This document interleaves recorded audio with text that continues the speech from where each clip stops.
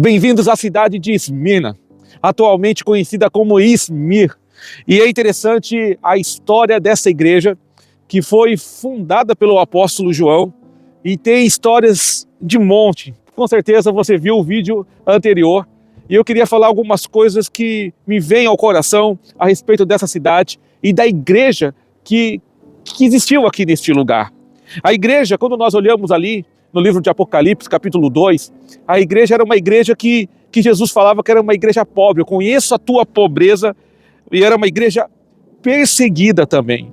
E é interessante que, embora a cidade de Esmirna fosse considerada como a pérola da Ásia, a beleza da Ásia, ela concorria com Éfeso, ela concorria com outras cidades que eram tão ricas, mas ela também era algo interessante de nós pensarmos a sua riqueza, a sua relevância diante de todas as cidades da época. É interessante que hoje Esmirna é uma cidade moderna, uma cidade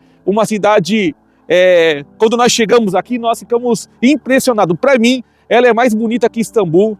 E é interessante que o que sobrou das ruínas foi simplesmente isso. Poucas coisas sobraram aqui de Esmirna. E eu queria falar sobre algumas coisas que Jesus falou a respeito dessa igreja. Ele falou alguns elogios.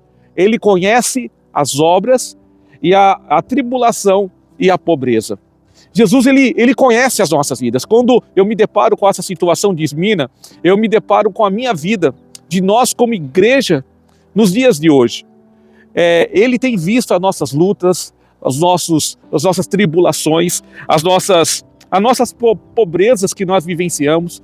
E é interessante que ele fala sobre tribulação, que é a palavra que diz a respeito de pressionados. Ele fala sobre a pobreza, mas muito mais do que isso, ele fala que embora essa igreja de Esmirna pudesse ser pobre financeiramente, mas ela era rica espiritualmente em obras, em serviço.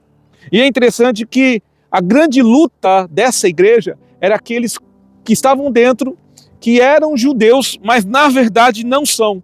O que eu posso dizer com esses? Eles eram da sinagoga de Satanás. O que eu posso dizer sobre essas pessoas nos dias de hoje? São os religiosos, são aqueles que conhecem Jesus na letra, são aqueles que conhecem o sistema na letra, mas não conhecem no viver, não conhecem na sua essência, na sua realidade, no seu propósito. E isso é algo que nós devemos colocar em nossos corações, porque a fé, sem a sua prática, ela se torna uma fé morta. E me parece que essas pessoas influenciaram de uma forma negativa essa igreja, ao ponto de ela não existir por pouco tempo depois. E é uma história muito interessante nessa cidade, de um dos primeiros cristãos da cidade, chamado Policarpo. Ele foi acusado por esses judeus, que se diziam judeus, e não eram judeus. Ele se tornou bispo de Esmirna, discípulo do apóstolo João, e diante de um tribunal romano ele se recusa a ser leal ao imperador. E naquele tempo, ser leal ao imperador era negar a fé em Jesus Cristo. Eu queria deixar uma frase para você, que esse Policarpo trouxe no seu último discurso de vida. Ele diz assim: por 86 anos eu servi e ele nunca me fez mal. Como posso blasfemar contra o meu rei que me salvou? Forte essa palavra, né? Muito forte. Que essa palavra guarde no teu coração. Que nós possamos aprender. Eu vou abrir meu coração para você. Eu andando por essas civilizações, tantas vidas passaram. Uma cidade passou. Hoje a cidade de Esmirna, ela foi construída em cima de Esmirna, embaixo desses prédios tão bonitos, há um escombro de histórias. E a nossa vida é tão passageira. E faço as minhas as palavras desse Policarpo.